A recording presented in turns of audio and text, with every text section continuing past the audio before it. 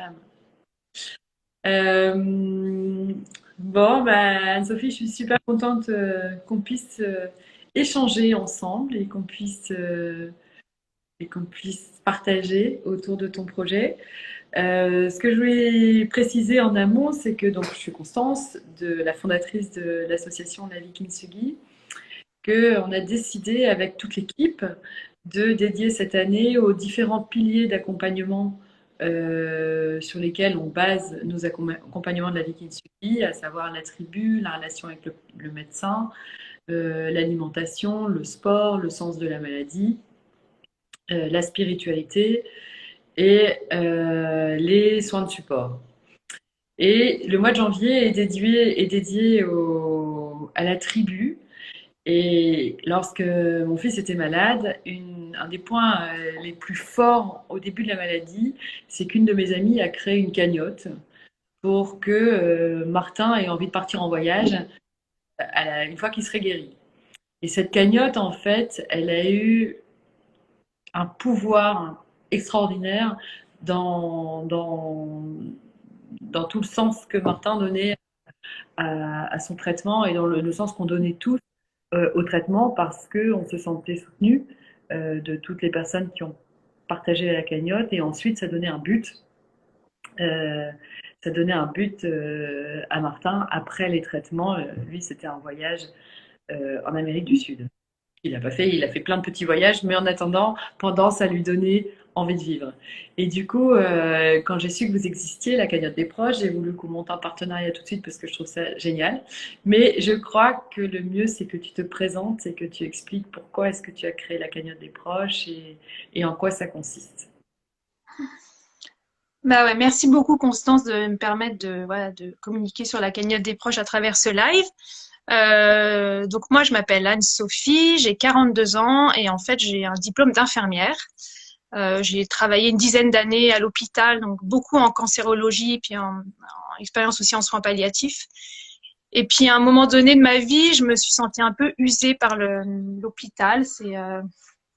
Voilà, c'est une réalité, mais j'avais vraiment envie de continuer à accompagner des patients. Il fallait que je trouve un petit peu l'idée pour garder ce rôle de soignante.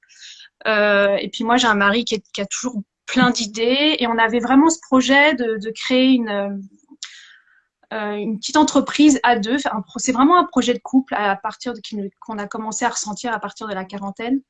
Lui aussi avait beaucoup travaillé dans la santé, dans les logiciels médicaux. Et puis, un jour, voilà, on entendait de plus en plus parler de ces cagnottes en ligne, qui sont très généralistes, et on a fait quand même le constat qu'il n'existait pas de plateforme dédiée aux projets solidaires pour accompagner les malades, les personnes en situation de handicap et toutes les familles qui sont touchées par un accident de la vie.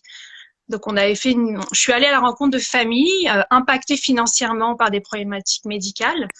Je suis allée à la rencontre de médecins et j'ai fait le constat que, en fait, voilà, une plateforme comme ça, et c'était un vrai besoin. Et l'idée, donc, c'est de créer une cagnotte en ligne, mais vraiment avec un accompagnement tout au long de la collecte, donc du démarrage du projet jusqu'au virement final. Et là, c'est le rôle que je joue moi au quotidien. Je suis en fait un peu responsable, ce qu'on appelle du service patient et des partenariats. Et donc, au quotidien, j'accompagne des familles euh, dans ces projets de cagnotte. Donc, aujourd'hui, on a 3 années complètes derrière nous.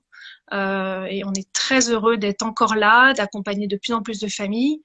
Il faut savoir que sur l'année 2020, on a collecté quand même 1 million d'euros. Donc ça reste petit dans le monde des cagnottes en ligne, mais ça représente, vous imaginez ce que ça peut représenter pour toutes les familles qui ont pu en bénéficier. Et donc aujourd'hui, on est à 800, on a accompagné 800 familles. Voilà. Waouh!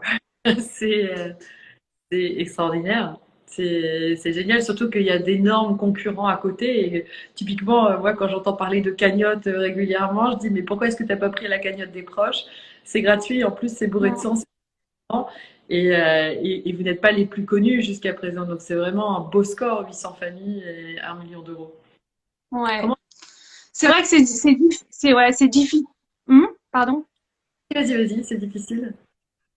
Ouais, c'est difficile de se faire une place au milieu de toutes ces cagnottes. Enfin, tous les mois, il en existe des nouvelles, hein, toutes les banques s'y mettent, Mais ce qui est vraiment différent chez nous, c'est cet accompagnement et cette vérification qu'on peut faire aussi en amont. C'est-à-dire que on appelle, enfin moi ou mon équipe, hein, on est une petite équipe de 5, mais on appelle systématiquement toutes les familles qui ouvrent une cagnotte chez nous. Mais pourquoi? C'est pour vraiment dans l'objectif de les accompagner, de bien comprendre leurs problématiques, mais aussi de faire des vérifications. Et en fait, quand une cagnotte est lancée, tout le travail de vérification a été fait en amont et la famille qui commence à collecter, elle a la garantie qu'elle récupérera les fonds. Et ça nous permet aussi de filtrer et de ne pas prendre n'importe quel projet. Et donc, parfois, on va demander parfois des justificatifs, des devis médicaux. Et ce qui est super, c'est que les familles sont tout le temps compréhensibles. Et c'est comme ça voilà, que moi, j'ai envie de travailler aussi, avoir une vraie confiance en la famille que je vais accompagner. Et c'est vrai je rentre beaucoup dans leur intimité. Ah, Hein, c'est en tant que soignante, voilà, et on partage énormément de choses. Donc c'est vrai que quand je vois l'évolution de la famille, de l'ouverture de la cagnotte et après ce qui peut se passer après, euh, c'est une vraie récompense pour tout le travail qu'on fournit au quotidien. bah, c'est clair et je peux imaginer, il y a Axel qui disait que son fauteuil roulant avait été financé par une cagnotte et elle vous remerciait, ou il vous remerciait. Donc effectivement, en fait, justement, qu'est-ce que vous financez et quels sont les projets et quels sont les motifs pour lesquels les personnes ouvrent des cagnottes? Moi, j'en ai ouvert une ou deux, enfin, où j'ai eu vent de une ou deux cagnottes qui ont été... mais pour les personnes qui nous écoutent, quels sont les motifs des cagnottes? Alors, je pense que c'est important qu'on parle du cancer parce que c'est comme ça qu'on s'est rencontré Constance. Mais avant, voilà, on peut parler des frais autour du handicap. On a l'exemple d'Axel qui avait besoin d'un fauteuil adapté, de matériel pour son quotidien. Et ça, c'est pas toujours pris en charge par la MDPH et la Sécurité sociale. Donc, on accompagne beaucoup de patients pour du matériel adapté. On en accompagne aussi beaucoup dans tout ce qui est maladie, donc ça peut être des choses qui sont pas forcément prises en charge, parfois des traitements à l'étranger parce qu'il y a des pays qui vont plus vite que la France en termes d'innovation et parfois les patients ont envie d'aller tester d'autres choses à l'étranger. Donc ça, on peut le financer. Et vraiment, tout ce qu'on peut apporter aussi dans le cancer, c'est tout ce qui peut permettre de financer les soins de support, donc qui se développent de plus en plus dans la prise en charge du cancer. Il y a une dizaine d'années, quand je travaillais, je faisais le constat, enfin, on donnait un anxiolytique, mais on proposait pas tellement de soins de support en parallèle. Donc, il y a des soins de support type psychothérapie, tout ce qui est massage, sophrologie. Enfin, il y a toutes sortes de choses qui peuvent être proposées à l'hôpital ou via des associations, mais parfois ça ne suffit pas. Il peut y avoir des familles plus isolées. À la campagne, enfin c'est pas toujours simple, et donc nos cagnottes vont permettre à ces malades de financer tous ces soins de support. Donc, on a parlé de tout ce qui est médecine parallèle, mais il y a aussi dans les accessoires une perruque. On sait qu'une perruque, une bonne perruque qu'on va pouvoir supporter, ça a un coût. Les bandeaux, il y a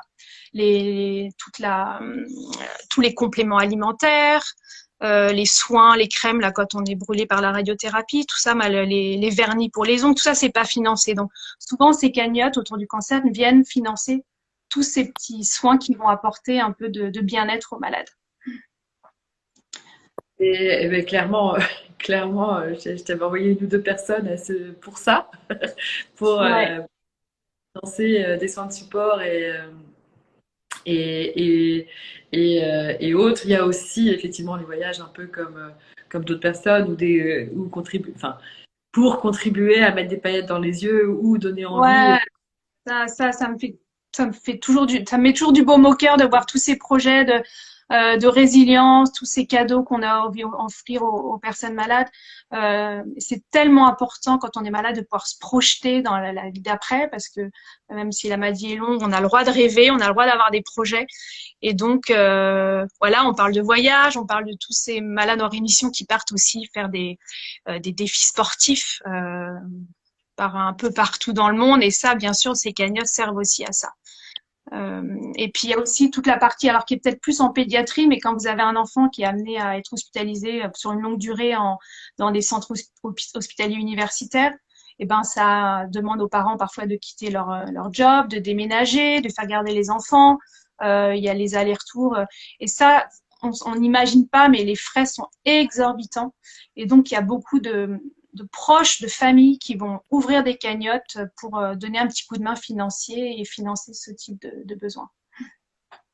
Alors justement, tu abordes un point fondamental parce que le cancer appauvrit financièrement autant qu'il peut, ça c'est une de mes phrases, hein, autant qu'il enrichit sous réserve qu'on ait envie de cheminer avec ce qui est. Et, euh, et très souvent, quand on est malade, on aimerait bien bénéficier de plein de choses, mais on n'a pas les moyens. Et de la même manière, ce que j'appelle la tribu, donc l'être aimé, l'ami, le frère, les amis, le frère, les collègues ont envie d'aider et ne savent pas comment faire.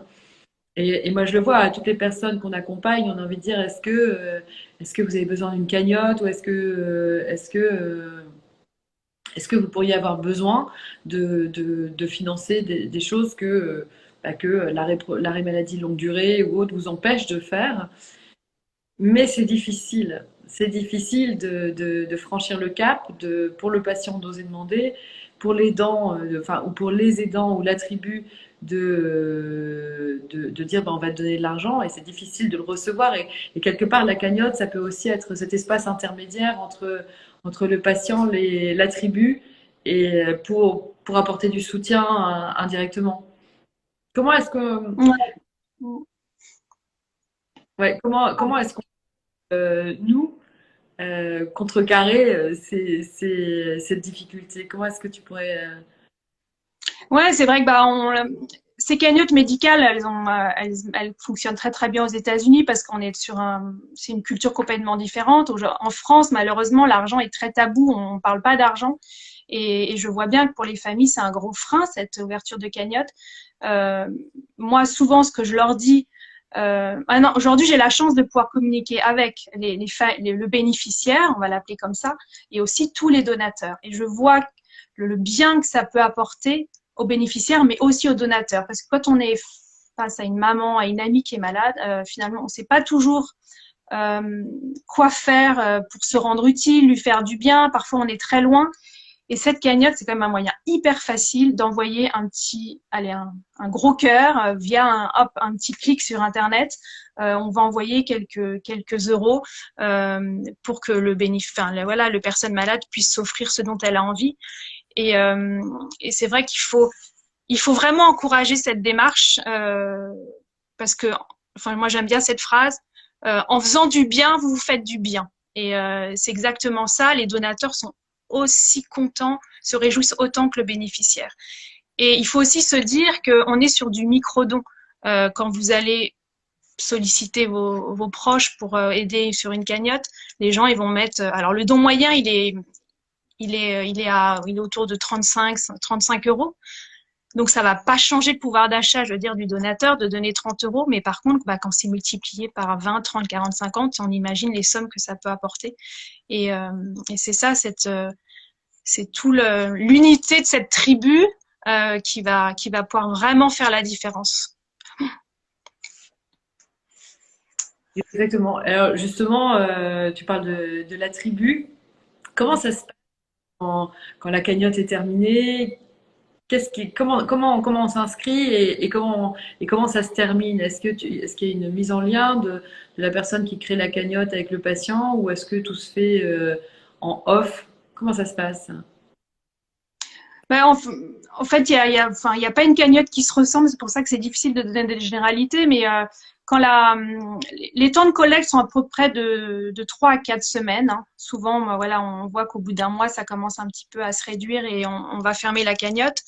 Euh, il y a plein de possibilités. Nous, parfois la personne, le proche, par exemple, du malade, va mettre directement son RIB et va lui faire un petit peu la surprise, va lui annoncer, bah tiens, demain tu vas recevoir un petit virement, c'est de la part d'un tel, un tel, et enfin je vais t'envoyer la liste des donateurs pour voir qui a participé et tu en fais ce que tu veux. Parfois le projet il est très clair dès le début, on sait de quel montant on a besoin et ce qui va être financé. Voilà, c'est sûr que c'est compliqué pour Constance t'en parlait, mais pour un malade, c'est très compliqué de faire cette démarche d'ouverture de cagnotte. Et moi, j'encourage vraiment aux proches, en fait, de se mobiliser et de prendre cette responsabilité d'ouvrir la cagnotte. Parce que de toute façon, enfin, voilà, les effets sont tellement bénéfiques que je pense que ça vaut le coup de faire cette démarche-là. Ce qui est certain, c'est que pour l'avoir vécu, alors pas à titre personnel, mais en tant que maman d'un enfant malade, de savoir qu'il pouvait s'offrir des petits week-ends à droite à gauche, dès qu'il irait mieux, des vacances avec sa copine et autres, ça permet de se projeter, ça permet d'être positif et du coup de se lever de façon avec un sens en fait, de se lever le matin en donnant du sens, même si la journée c'est une journée de traitement et qu'elle est difficile. Donc c'est vraiment précieux. J'avais une question, Anne-Sophie, c'est donc les personnes, on va créer une cagnotte, mettons sur un mois, sur 2 mois, sur 3 mois. Est-ce qu'il y a moyen de créer, de faire un don mensuel? Par exemple, je veux soutenir un tel qui a telle pathologie ou telle famille dont l'enfant est malade et qui a des frais supplémentaires de logement, de transport et autres. Et est-ce qu'il y a moyen de faire une forme d'abonnement dans le soutien ou c'est compliqué encore Ouais. aujourd'hui? Non, on l'a pas encore mis en place parce que ça fait partie de développement, voilà, qu'on peut pas faire comme ça dans la minute. Mais c'est vrai qu'on a des demandes, particulièrement dans la prise en charge du cancer, ce qu'on appelle le don récurrent, des familles qui veulent s'engager sur une longue durée. Donc c'est pas encore possible, mais bien sûr, on prévoit de le faire dans les mois à venir. Après, voilà, une transaction, prend pas beaucoup de temps, donc les familles peuvent facilement se reconnecter tous les mois pour refaire un don. Ça, on le voit beaucoup. Ils le font naturellement, parce qu'en général, on dit que ce qui n'apparaît pas sur les écrans, ce qui n'est pas relancé une, deux, trois, quatre fois. Je vois que ma fille, qui est étudiante en médecine, a lancé une cagnotte pour un projet humanitaire. Il faut qu'elle me le renvoie une fois par jour pour que j'y pense, et j'ai toujours pas fait de don. Donc c'est quand même pas simple. Ouais. Revenir. Non, mais c'est pour ça que l'importance de déléguer et de donner là une mission à une ou deux personnes qui vont dire voilà, ben, toi tu t'occupes de la cagnotte, de relancer les donateurs, de donner des nouvelles aussi. On a une rubrique actualité dans la cagnotte qui permet aux familles de donner des nouvelles parce que on sait que quand on est malade, on peut pas répondre au téléphone comme ça toutes les secondes, c'est un peu compliqué. Et donc à travers les actualités, on a des nouvelles régulièrement. D'accord. Et du coup, je me posais une question. Tu parlais d'accompagnement. Et l'accompagnement, en quoi, quand tu te compares aux autres cagnottes, et je suis convaincue, hein, c'est pas pour moi qu'on le dit, mais Mm. en quoi est-ce qu'il consiste cet accompagnement?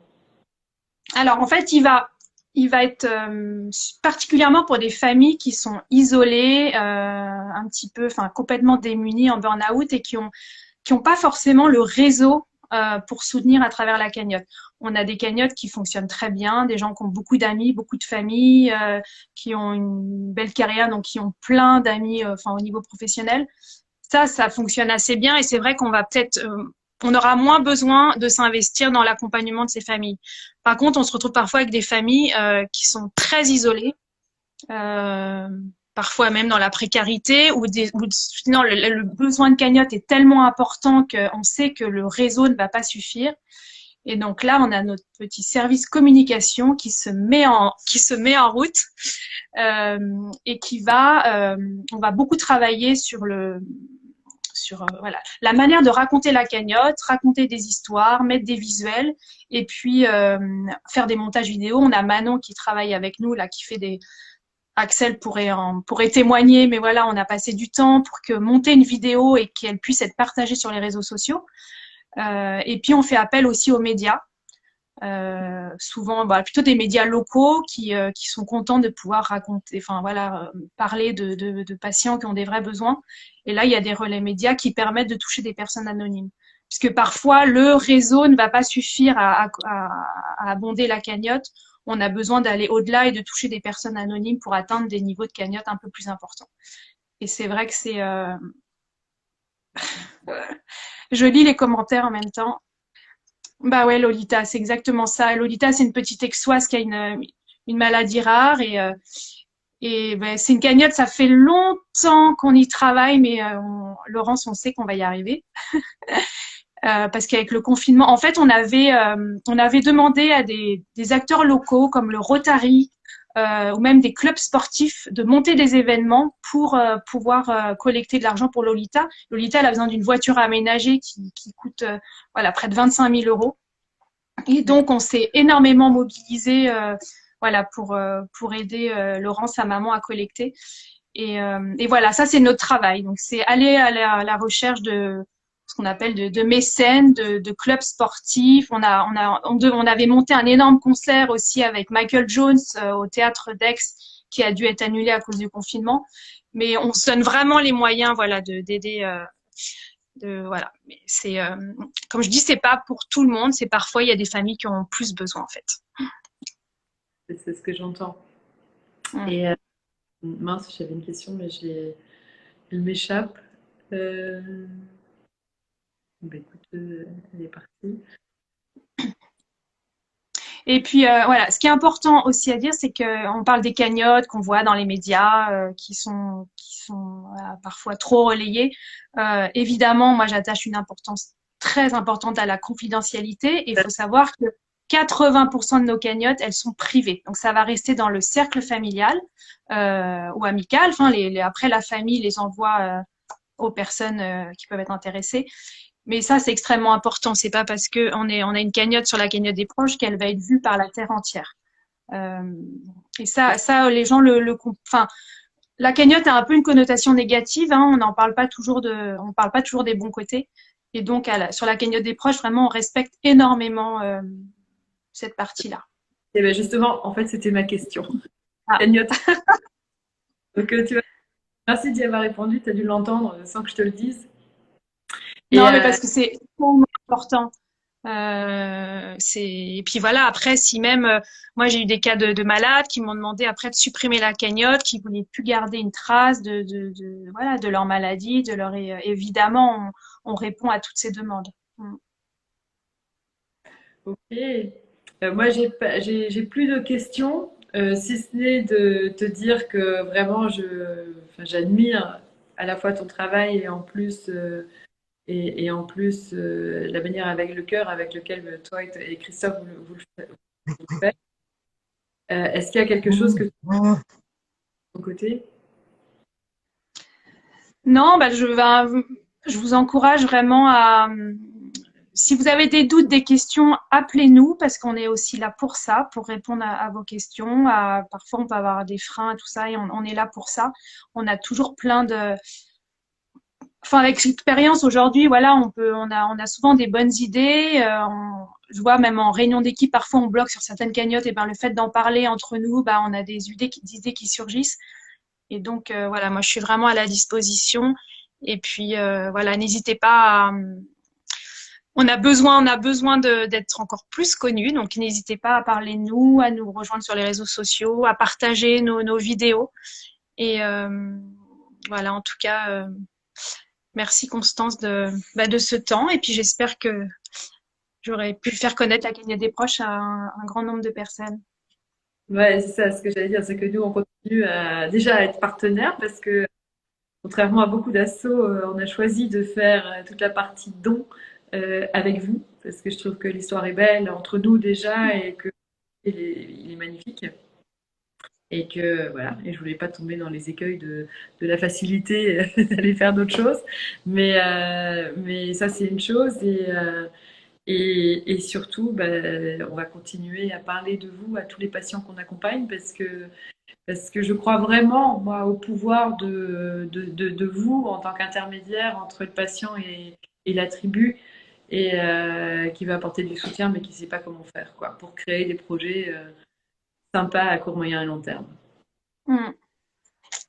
Et matériel et soutenir ces familles, ces parents qui ont des enfants hospitalisés et qui ont besoin de se rapprocher d'eux. Donc ça vraiment, tout ce qui peut permettre aux gens, on ne parle pas assez de l'argent dans la maladie, on en parle même très peu. Et c'est un vrai sujet, en Ouais. fait.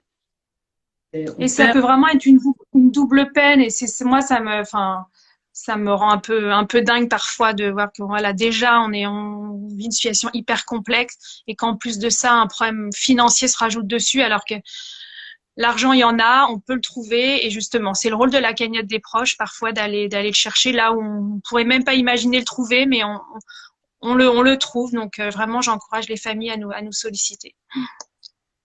Et ben, ce sera le mot de la fin. On encourage tout le monde à promouvoir la cagnotte des proches et à solliciter des cagnottes.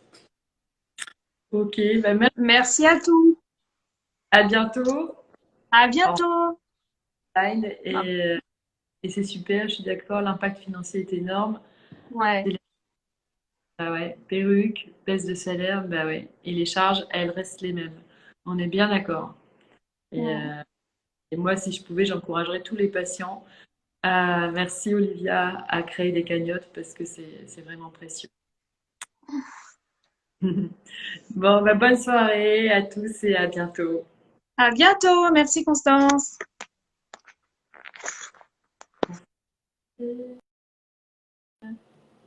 Tac.